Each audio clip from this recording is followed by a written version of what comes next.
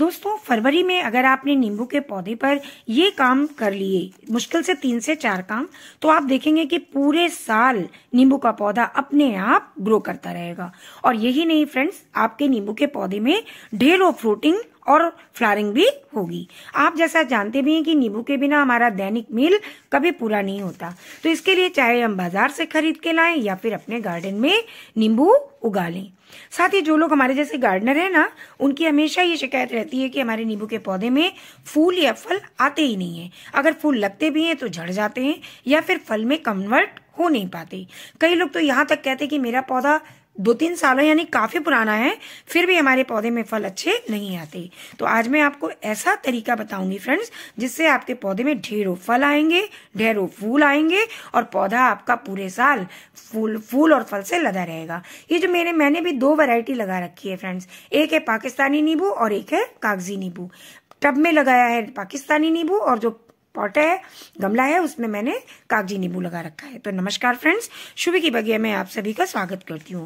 Friends, ये दोनों पौधे हमारे साल में 2 बार फ्रूटिंग करते हैं, ठंड में और गर्मियों में। तो अब चूंकि ठंड जा चुकी है, इसमें तो ये 2.5-3 साल पुराना पौधा है। अब इसमें मैं 6 फ्रूटिंग ले चुकी हूँ, अब ये 7वें फ्रूटिंग की बारी है। और देख लीजिए ढेरों फूल लगे हैं और यही नहीं, ढेरों छोटे छोटे फल भी लग चुके हैं दोनों प्लांट्स में, दोनों लेमन के प्लांट्स में। तो ऐसा मैं बताऊंगी तरीका, जिससे आपका पूरा साल फलों से भरा रहेगा।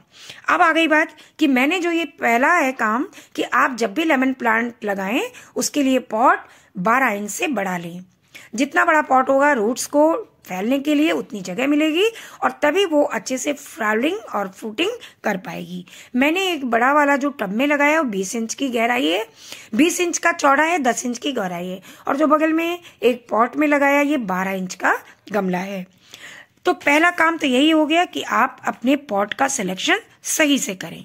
अब आ गई बात कि हमें ये काफी फल दे चुका है और रह गई बात, अगर आपको इस वीडियो में इतनी जानकारी मैं दूंगी कि आप अपने लेमन के प्लांट में बहुत अच्छा रिजल्ट देखेंगे, तो इसके लिए फ्रेंड्स आपको इस वीडियो में बने रहना है अंत तक। और अगर वीडियो पसंद आए तो लाइक, शेयर और सब्सक्राइब करना बिल्कुल ना भूलें। तो सबसे पहला काम है प्रूनिंग, यानी लेमन प्लांट डोरमेंसी के पीरियड से निकल रहा है।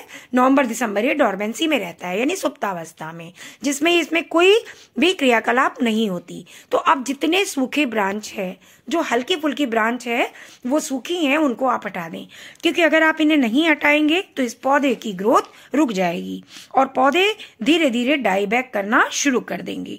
तो ये प्रूनिंग करना बहुत जरूरी है। जहां से आप प्रूनिंग कर रहे हैं वहीं से एक नई शाखा निकलेगी, जैसा कि आप सभी जानते हैं, और नई शाखा में ही फ्लावरिंग भी होती है और उसी में हमें फ्रूटिंग भी मिलती है।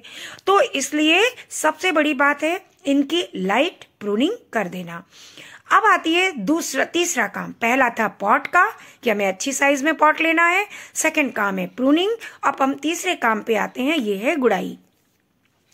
इसमें हमें गुड़ाई करके, यानी गहरी गुड़ाई करनी है, कम से कम 5 इंच के लगभग। जब आप 5 इंच के लगभग की मिट्टी निकाल देंगे तो मिट्टी में अच्छे से ऑक्सीजन रूट्स तक पहुंचेगी।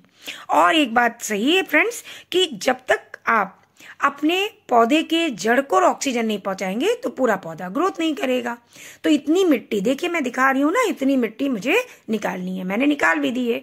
देखिए मिट्टी कितनी भुरभुरी और कितनी नमी वाली है और बहुत अच्छी मिट्टी है। लेकिन अब चूंकि ये 3 साल का पौधा हो गया तो इसकी मिट्टी में हम कुछ नई मिट्टी भी मिलाएंगे। अब चौथा काम है खाद देना। इसमें मैंने गोबर की सड़ी गली खाद ली हुई है और लिया है वुड ऐश, जिसमें कि कैल्शियम कार्बोनेट, पोटाश और बहुत सारे न्यूट्रिशंस होते हैं। और गोबर की खाद में तो आप जानते हैं इसमें नाइट्रोजन की मात्रा बहुत ज्यादा होती है, जिंक पाया जाता है, और इसके अलावा न्यूट्रिशंस काफी होते हैं। तो हमने इस 20 इंच के पॉट के लिए हमने आधा kg के लगभग इस गाय के गोबर की खाद ले रखी है। और इसमें अगर आपका पॉट साइज 12 इंच से ऊपर है, 16 इंच तक है, तो मुश्किल से 300 ग्राम आप गोबर की खाद ले लें। लेकिन डालने के समय आप ध्यान रखें, इस डाय से दूर डालना है, यानी जड़ों से 1 बालिश दूर हट के तब आप अपने पौधे में खाद गोबर की या कोई भी खाद डालें। पूरे अच्छे से चारों तरफ पौधे के खाद को बिछा दें। अब आता है नंबर वुड ऐश डालने का, जो कि जली हुई लकड़ी की राख है। ये इसमें बहुत सारे न्यूट्रिशंस और पोटाश और साथ में कैल्शियम कार्बोनेट पाया जाता है। तो इसे भी अपने पौधे में डालने से पौधे की ग्रोथ बहुत अच्छी होगी और मिट्टी में जान आ जाएगी। पौधा अच्छे से पूरे साल ग्रो करेगा। तो इसे भी हम रूट से हट कर डालें, जैसे मैं बता रही हूँ ना, स्टेम और रूट से दूर हट के, उसके पास हमें नहीं डालना है।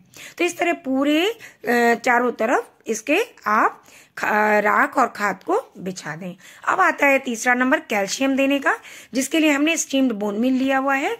आप सादा स्टीम बोन मील भी ले सकते हैं और स्टीम्ड बोन मील भी ले सकते हैं। इसके लिए मैंने 1.25 चम्मच के लगभग ये स्टीम्ड बोन मील लिया है, जिससे इसमें कैल्शियम की मात्रा भरपूर मिल सके।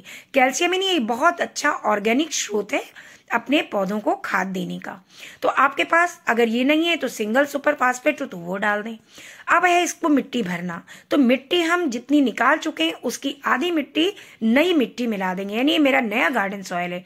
उसको ऐसा करने से जब आप नई मिट्टी में पुरानी मिट्टी में नई मिट्टी मिलाते हैं तो सॉइल का पीएच बढ़ जाता है और मिट्टी अच्छे से ऑक्सीजन प्रोवाइड करती है अपने रूट्स को, और ओवरऑल आप देखेंगे पौधे की ग्रोथ काफी अच्छी और तेजी से होती है।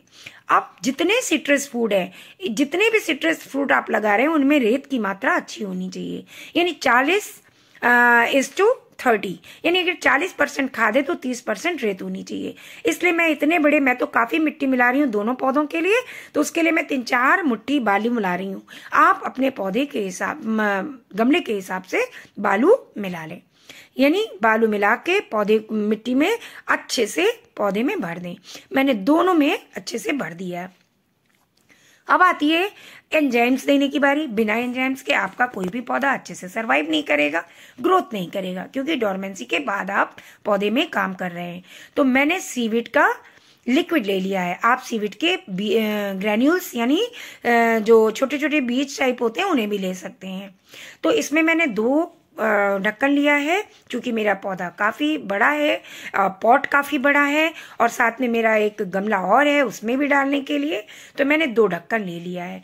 आपको अगर अपने 12 से 14 इंच के पॉट में डालना है तो 1 ढक्कन से थोड़ा कम लेंगे सीवेट, तब भी चलेगा। और अगर ग्रैन्यूल फॉर्म में डाल रहे हैं तो उसके लिए आप मुश्किल से 1 चम्मच आप अपने पौधे में डाल दें। इस तरह से सादे पानी में 5 लीटर पानी में मिलाकर मैं इन दोनों में डाल रही हूँ। और अब अंतिम काम आता है, वो है अच्छे से पानी दे देना, जिससे खाद का वर्किंग पीरियड शुरू हो जाए। तो खाद वर्क तभी करेगी जब अच्छे से पानी मिलेगा, तो पानी डाल दें। और एक बात बताना चाहूंगी कि अपने लेमन के पौधे पर हर महीने खाद देने की जरूरत नहीं होती है। हर 3 महीने पर आप अपने पौधे को खाद दें। आप जल्द ही इसका रिजल्ट पॉजिटिव देखेंगे। जैसे मेरे में फ्रूटिंग हो रही है, सेम वैसे ही आप में भी फ्लावरिंग और फ्रूटिंग शुरू हो जाएगी। तो बस फ्रेंड्स, इस वीडियो में बस इतना ही। अगले वीडियो में मिलती हूँ नई जानकारी के साथ, नए वीडियो के साथ, और आपके वैल्यूएबल कमेंट की जरूरत है। तो बस फ्रेंड्स, अगर मिलती हूँ नेक्स्ट वीडियो में, तब तक के लिए बाय।